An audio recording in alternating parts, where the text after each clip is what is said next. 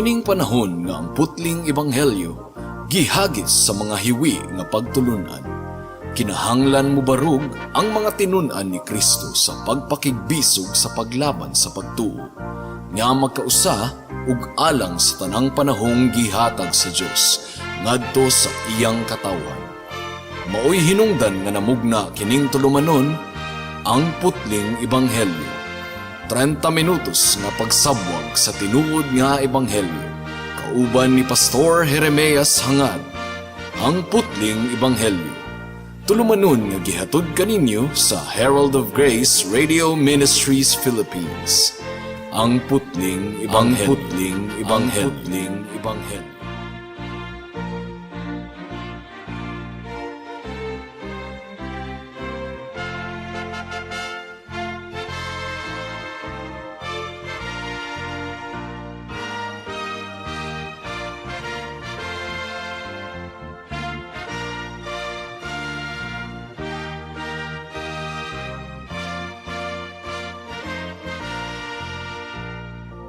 Special greetings sa tanang mga regular nga tigpaminaw sa atong panagsibya dinhi sa kahanginan ug espesyal usab nga pagpanimbaya sa akong 95 years old nga lolo nga si Isabelo Laure Sr. nga naminaw karon.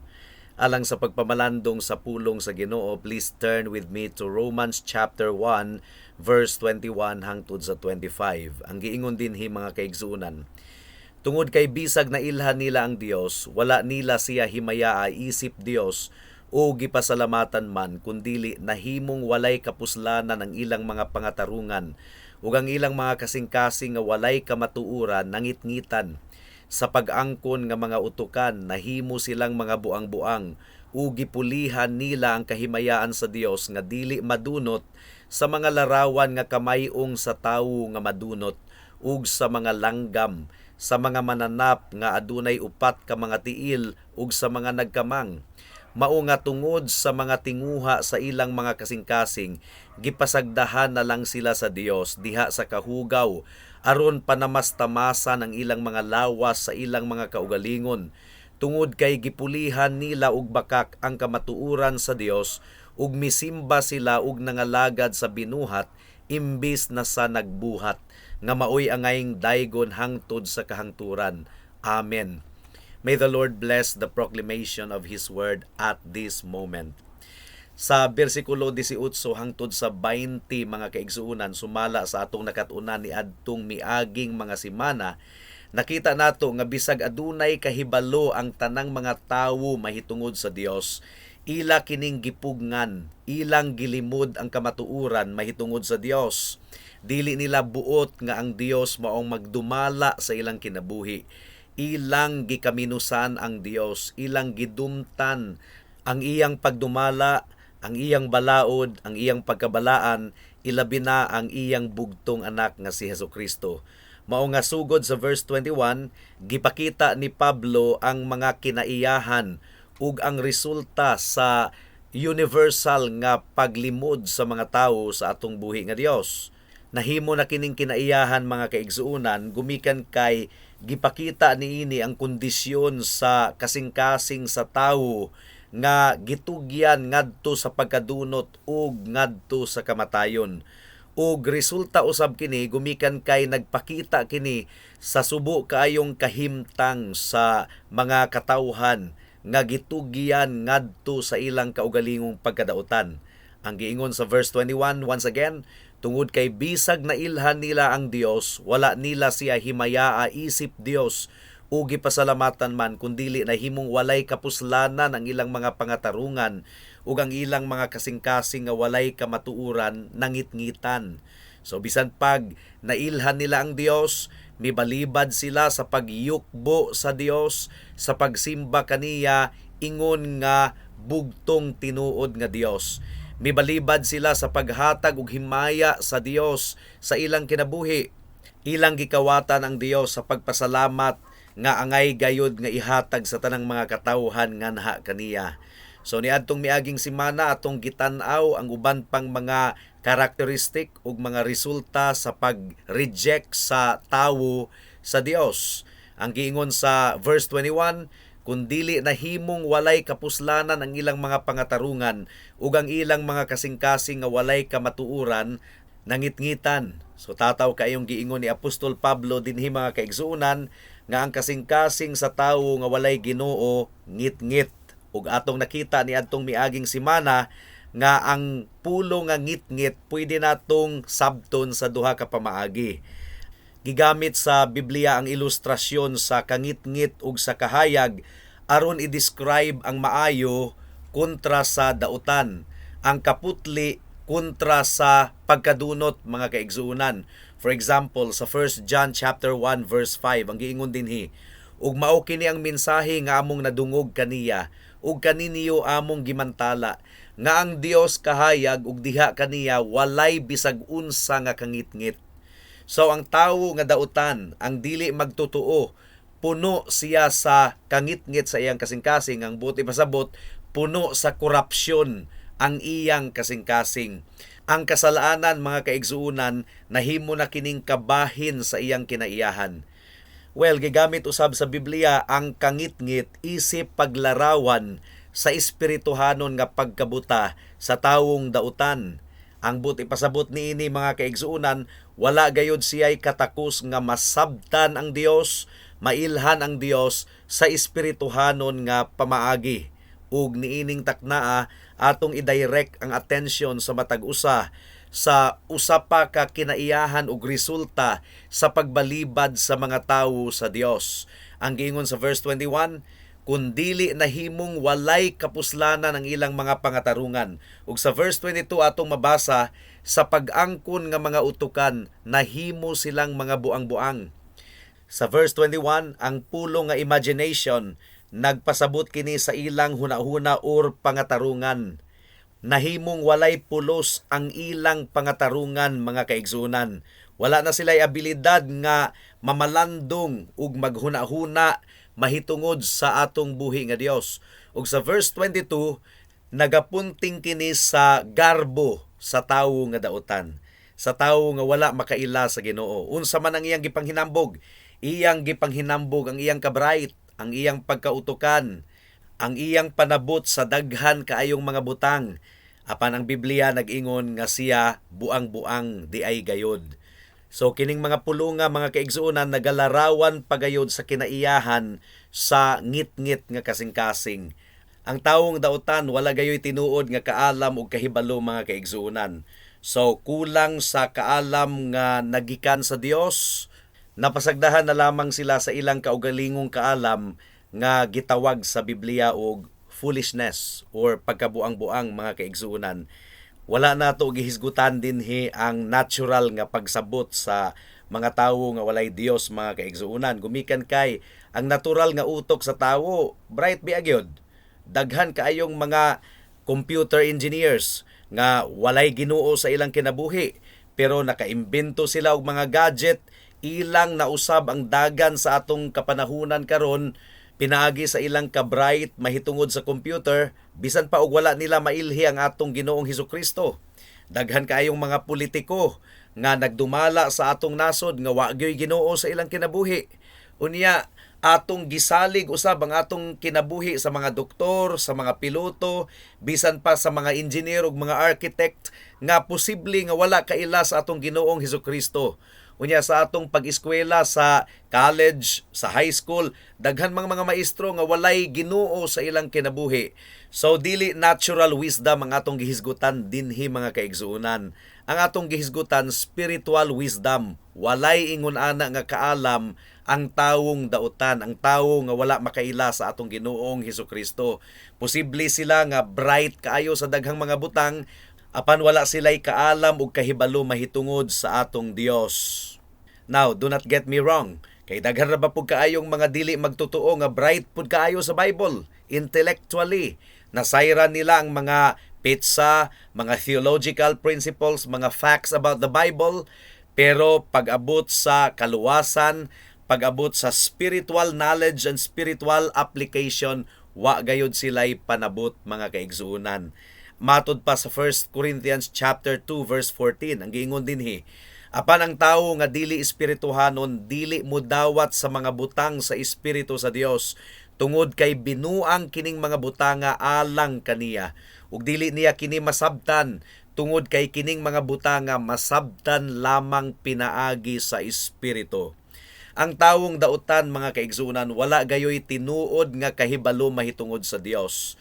Sa kangit-ngit sa iyang kasing-kasing, iyang gipugngan ang tinuod nga kaalam mahitungod sa Dios. Ang giingon sa Ephesians chapter 4 verse 17 to 18.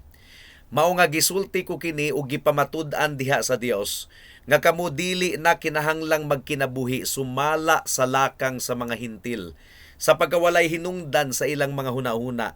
Nangit-ngit ang ilang mga panabot, sanglit na hibulag man sila sa kinabuhi sa Dios tungod sa ilang pagkawalay kabangkaagan, tungod sa kagahi sa ilang mga kasing-kasing.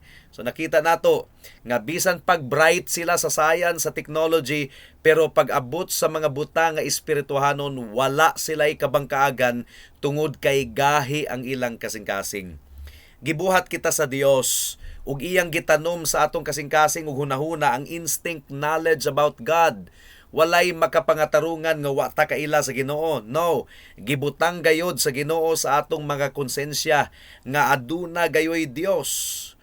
Isip mga tawo, mga kaigsuunan, ang atong kahibalo superior kana kaysa sa mga hayop. And knowledge is one of the things nga nagbulag kanato gikan sa uban nga mga mananap nga gibuhat sa Dios. Matod pa ni Thomas Manton, ang kahibalo nga langit nun mas maayo pa kaysa tanang laing matang sa kahibalo.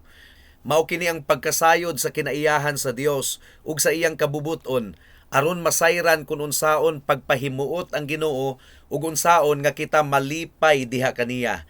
Ang tanang laing matang sa kahibalo makapatagbaw lamang sa pagkamausisahon, apan ang langit nun nga kahibalo makahatag kanato og kaayuhan diha sa kasing-kasing.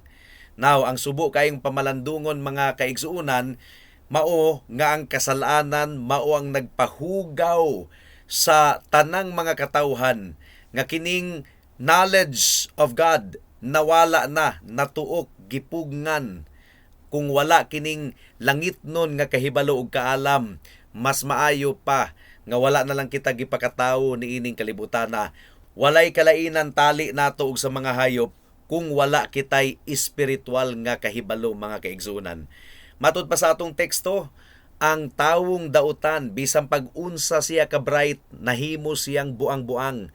And this is most clearly seen sa atong tinagdan sa atong buhi nga Dios. Atong gibalibaran ang tinuod nga Dios. Matod pa sa verse 21 once again, tungod kay bisag na ilhan nila ang Dios, wala nila siya himayaa isip Dios o gipasalamatan man. Sa verse 23, ang giingon dinhi, ug gipulihan nila ang kahimayaan sa Dios nga dili madunot sa mga larawan nga kamayong sa tawo nga madunot, ug sa mga langgam, sa mga mananap nga adunay upat ka mga tiil, ug sa mga nagkamang. Verse 25, tungod kay gipulihan nila og bakak ang kamatuoran sa Dios, ug misimba sila og nangalagad sa binuhat imbis na sa nagbuhat, nga maoy ang ngayeng daygon hangtod sa kahangturan. Amen. So sa nahabiling oras sa atong pamalandong niining taknaa, mga kaigsuunan, atong tan-awon kining pagkabuang-buang sa tawo nga wala diha sa atong Ginoong Hesukristo. Mao kini ang problema sa tanang mga katawhan. Kining niang wala nato mailhi ang Dios, mao kini ang ugat sa tanang mga problema niining kalibutana, mga kaigsunan. Ug hinaot nga tabangan kita sa atong Ginoo sa atong pagpamalandong niining taknaa. Unang punto, sa kabuang sa kasing-kasing sa tawong walay Dios, iyang gilimod ang Dios. Gikondenar sa atong Ginoong Hesukristo kini gayong sala nga iyang nakita sa mga Hudiyo. Matod pa sa Matthew chapter 16 verse 1 hangtod sa verse 4, ang giingon dinhi, miabot ang mga Fariseo ug ang mga Saduseyo, ug aron sulayan siya, gipangayo nila kaniya nga magpakita sa ilang atubangan ug usa ka ilhanan nga gikan sa langit. Apan mitubag siya ug miingon kanila, sa lawom nga kahaponon inyong ginasulti, mahimong maayo ang panahon tungod kay pula ang langit, ug sa buntag mubagyo karon tungod kay pula ang langit ug nanghulga. makahibalo kamong muila sa ilhanan sa langit, apan dili ninyo mailhan ang ilhanan sa mga panahon. Ang usa ka kaliwat nga dautan og tigpanapaw mangita og ilhanan, apan dili kini hatagan og ilhanan, gawas lang sa ilhanan ni Jonas, gibiyaan niya sila og milakaw siya. So kining mga tawhana kuno, nasayod sila sa pagpanglihok sa kinaiyahan sa ilhanan sa langit, kung dag-om ba or pula-pula ba, muulan ba or muinit. Aduna sila'y scientific knowledge, mga kaigsuunan, pero ilang gilimod si Hesukristo. Wa nila mailhi ang anak sa Dios, gumikan kay mga dautan sila ug mananapaw. Karon, kumusta ang imong kinabuhi, higala? Basin og mibalibad ikaw sa pag-ila sa tinuod nga Dios, gumikan kay nahigugma ka sa imong sala. Mao kini hinungdan, mao kini tinuod nga katarungan, nganong ang mga katawhan nagdumili sa pagdawat sa atong buhi nga Dios. They are simply in love with their sin. Nasayod sila nga kung muduol sila sa Dios, kinahanglang talikdan nila ang sala ug dili nila kini buot nga himuon. Ang tawong dautan iyang gilimod nga adunay Dios ug iyang gilimod ang pagdumala sa Dios. Mao kini naa sa kasing-kasing ni Faraon, mga kaigsuunan, kun atong basahon ang Exodus chapter 5 verse 2. Ang giingon dinhi, apan gisulti ni Faraon, kinsa ang Ginoo nga akong paminawon ang iyang tingog, aron tugutan kong mulakaw ang Israel. Wala nako mailhi ang Ginoo ug dugang pa dili ko tugutang mulakaw ang Israel. So ang taong dautan nagkinabuhi siya as if walay Dios, nga mura og walay Dios. Now, bisan ang tawo nga relihiyoso kunuhay sa panggawas, pero kung sa iyang personal nga kinabuhi walay ampo-ampo, wala gayoy pag-ila sa Ginoo sa tanan niyang ginabuhat, so muangkon man kunuhay siya nga dunay Dios, pero sa iyang pagkinabuhi murag walay Dios. Ug kung walay Dios, walay hari, buot pasabot, walay balaod nga kinahanglan natong sundon, ug munay gusto sa mga tawo, lawlessness. Matod pa sa Judges chapter 21 verse 25, ang giingon dinhi, niadtong mga adlaw walay hari sa Israel, gibuhat sa matag tawo kung unsa ang matarong sa iyang kaugalingong pananaw. And this is why this world is a place of lawless rebellion. Mao kini ang pinakapangulo sa tanang matang sa sala. Mao kini hinungdan nganong ang mga lalaki ug babayi manlimbong sa ilang mga asawa ug sa ilang mga bana. Mao kini hinungdan nganong ang mga babayi magpakuha, magpalaglag o magpa-abort sa ilang mga anak. Ug mupod kini hinungdan nganong ang mga doktor mubuhat usab niini, gumikan kay walay Dios, wala sila'y kahadlok sa Ginoo. Mupod kini hinungdan nganong ang mga politiko kanunay lang pamakak ug kanunay mangurakot sa kwarta sa mga katawhan, mga kaigsunan. Mao kini hinungdan nganong daghan kaayog krimen ug daghan kaayog mga napriso sa mga bilangguan. Ngano? Gumikan kay ang mga katawhan nagdumot sa awtoridad, nagdumot sila sa pagdumala ug gusto nila nga walay balaod nga kinahanglan nilang sundon. Mao kini hinungdan nganong daghan kaayong kasina, daghan kaayong pagdumot, daghan kaayong kaaligot-got sa mga katawhan niining kalibutana. Gidescribe ni Pablo kini nga problema sa Romans chapter 1 verse 28 hangtod sa 31. Ang giingon dinhi, ug sanglit wala nila tinguha nga mailhan ang Dios, gipasagdahan sila sa Dios sa usa ka malaw-ay nga hunahuna, aron buhaton ang mga butang nga dili angayan. Napuno sila sa tanang matang sa pagkadautan, pagkaliko, kahakog, kalaw-ay, ug puno sa kasina, panag-away, panlimbong, pangilad, hilig sa libak, mga mandautay og dungog, mga nagdumot sa Dios, mga walay tahod, mga hambugiro, mga mapahitason, mga nagabuhat og daotang mga butang, mga musupak sa mga ginikanan, mga buang-buang, mga dili matinud-anon sa ilang mga saad, dili mahigugmaon, mga walay kaluoy. So ilang gilimod ang Ginoo sa ilang kinabuhi ug nagkinabuhi sila nga murag walay Dios. Kini nga paglimod sa Dios mao ang hinungdan nganong kining kalibutan na puno kaayo sa kagubot, puno sa gubat, mga kaigsuunan, puno sa kasuko ug pagdumot. Kung walay Dios, gawas no ng mga tawo nga mutuboy sa ilang kaugalingon isip Dios. Ug daghan kayong mga tawo nga nag-away sa mga kayutaan, bisan og usa lang ka pulgada ang diferensya sa duluna. Hala, grabe na kayo ang kasuko, gubot kayo sa nga tanan. Daghan kayong mga tawo nga nag-away aron lamang ipakita kung kinsa ang alas. Sa Middle East nga wala gayoy kasulbaran pa ng ilang gubat didto mga kaigsunan. Unsa may hinungdan niana? Walay kahadlok sa Dios. Walay pagpasakop sa pagdumala sa Dios. So nakita nato ang pagkabuang-buang sa kasing-kasing sa tawo nga walay Dios mga kaigsuunan. Tinuod gayod ang giingon sa verse 22. Sa pag-angkon nga mga utukan, nahimo silang mga buang-buang. Bukad to ang unang punto. Ikaduhang punto, ang tawong makasasala, iyang gipuno ang iyang kinabuhi og laing mga Dios. Usa sa dako kaayong problema sa mga katawhan mao kining gitawag og idolatry.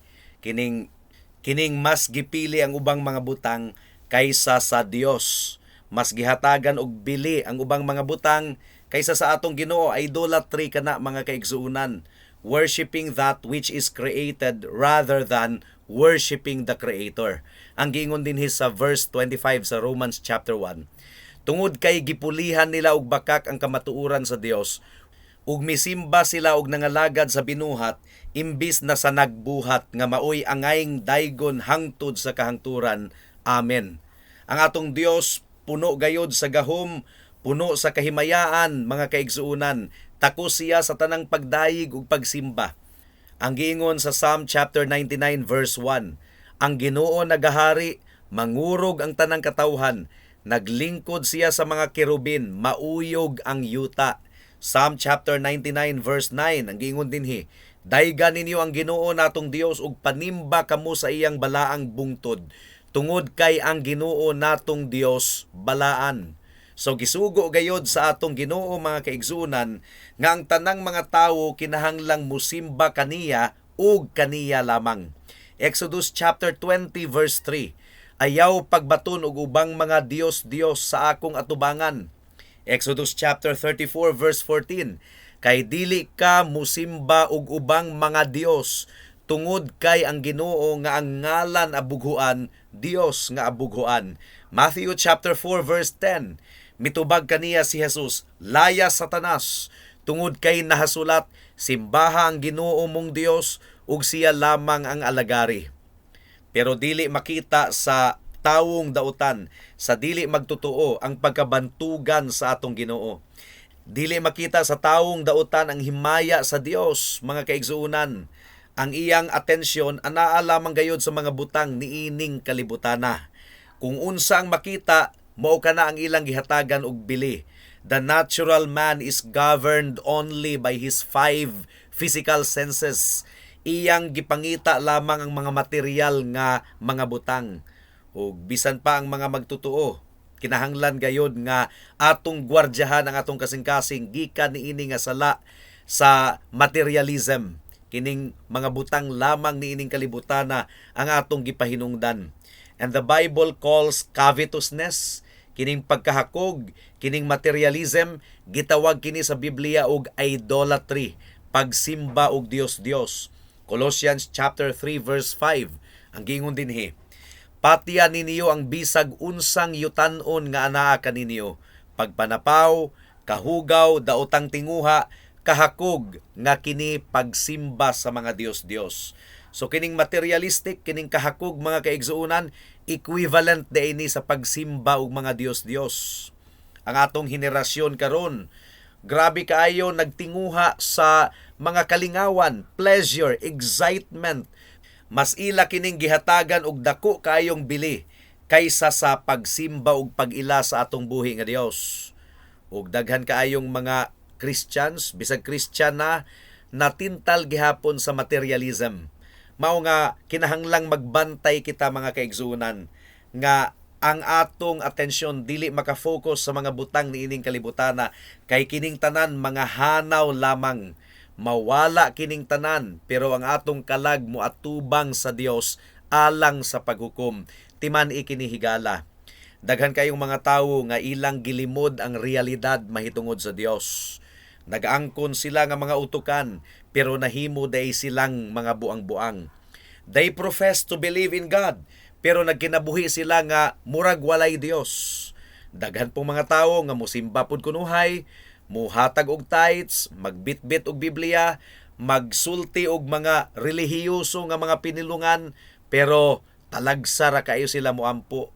Talagsa ra kayo sila moabli sa ilang Biblia og mamalandong. Talagsa ra kayo sila mo ila sa atong Dios ug magpasalamat. Dili gani tingali. Unya kung musimba sila, pag uli nila gikan sa simbahan, abri dayon og TV. Kalibutanon dayon ang mga gipangbuhat. Nabalik dayon ang ilang atensyon sa mga butang niining kalibutana. Mga kahigalaan, dili nato mailad ang atong Dios. Nakahibalo gayud ang Ginoo kung tinuod ba kitang nag-ila ug nagsimba kaniya. Gamay ra gayud nga porsyento sa mga katawhan nga seryoso gayud kaayong namalandong mahitungod sa presensya sa Dios. Pero kinahanglang seryosohon nato kini mga kaigsuonan. Gumikan kay mubarog gayud kita one of these days atubangan sa Dios alang sa paghukom. Ug sa adlaw sa paghukom, daghan kaayong mga lisang gumikan kay dili sila andam. Ang giingon sa Hebrews chapter 10 verse 31, usa ka makalilisa nga butang ang mahulog sa mga kamot sa Dios nga buhi. Daghan ra ba kay kabuang kining atong henerasyon karon mga kaigsuonan. Gamay ra kaayo ang miila sa gahom sa Dios, sa pagmugna niya sa kalibutan ug sa tibuok universo. Mas gipalabi sa mga tawo ang theory of evolution. Ila gayong papason ang Dios sa ilang kinabuhi, but the Bible calls it foolishness. Psalm chapter 14 verse 1 ang giingon dinhi. Giingon sa buang sa iyang kasing-kasing, walay Dios. Mga dautan sila, nagabuhat sila og dulumtanan nga mga buhat, walay nagabuhat og maayo. So tinuod gayod ang giingon ni Apostol Pablo, sa pag-angkon nga mga utukan nahimo silang mga buang-buang. Ug gamay ra kaayo nga mga tawo niining kalibutan na ang miila nga ang Dios mao ang nagdumala sa tanang mga butang niining kalibutana. For example, kining mga animal rights movement nga ilang gihatagan og bili ang hayop, kinabuhi sa hayop kaysa sa kinabuhi sa tawo. Ang abortion, pabor sila, pero kung patyon ang hayop, kung kanon ang hayop, dili sila mo pabor, magrally-rally. You see the foolishness as they tell us it is wrong to eat animals. Pero okay lang ang magpalaglag og bata sa pag-angkon nga mga utukan, nahimo silang mga buang-buang. Ang giingon ni Pablo sa 1 Corinthians chapter 3 verse 19 to 20. Ang kaalam niining kalibutana kabuang lamang alang sa Dios. Tungod kay nahasulat, ginadakop niya ang mga may kahibalo sa ilang pagkalimbungan. Usab pa, nasayran sa Ginoo nga ang pangatarungan sa mga utukan walay hinungdan. Ang tawo nga adunay kaalam nagtinguha gayod nga ikinabuhi niya ang pulong sa Ginoo. Pero ang tawong buang-buang, ang iyang kaugalingong panabot ang iyang ipatigbabaw mga kaigsuonan. Ang tawong manggialamon nakasabot gayod nga walay tinuod nga kaalam nga dili gikan sa atong buhi nga Dios. Matod pa ni John Newton, ang natural nga tawo dili makadawat ni makasabot sa mga butang sa Dios.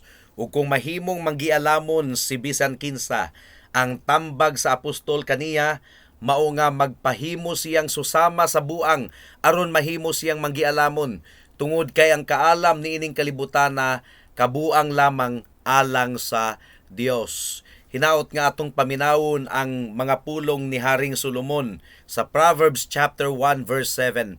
Ang pagkahadlok sa Ginoo ang sinugdanan sa kaalam, ug ang kaalam ug pagtudlo gikaminusan sa mga buang-buang. Ayaw kaminusi ang kaalam gikan sa Dios higala. Ang kaluwasan, kaalam kinigikan sa Ginoo, gumikan kay ang natural nga opinyon sa tawo, magbinuutan ko, akong kitaon ang pabor sa Ginoo, ang akong pagkabuutan mo'y muluwas nako. That's foolishness. Gumikan kay ang giingon sa pulong sa Ginoo, ang atong pagkamatarong hugaw nga panapton lamang atubangan sa Dios. Ang kaalam sa Ginoo mao ang naghatag sa iyang bugtong anak nga si Hesukristo aron muluwas sa mga makasasala nga susama nimo ug susama kanako. Makasasala ikaw, higala, dili nimo kayang luwason ang imong kaugalingon. Gikinahanglan nimo ang pagkamatarong ni Kristo ug ang iyang dugo nga giula didto sa cross aron mapapas ang tanan nimong sala. Pag hinulsol sa imong sala ug dangop kang Kristo, dawata siya ingon nga imong bugtong Dios ug manluluwas ug ikaw maluwas. Buhata kini karon dayon kay basin ug ugma ulahi na ang tanan. Amen.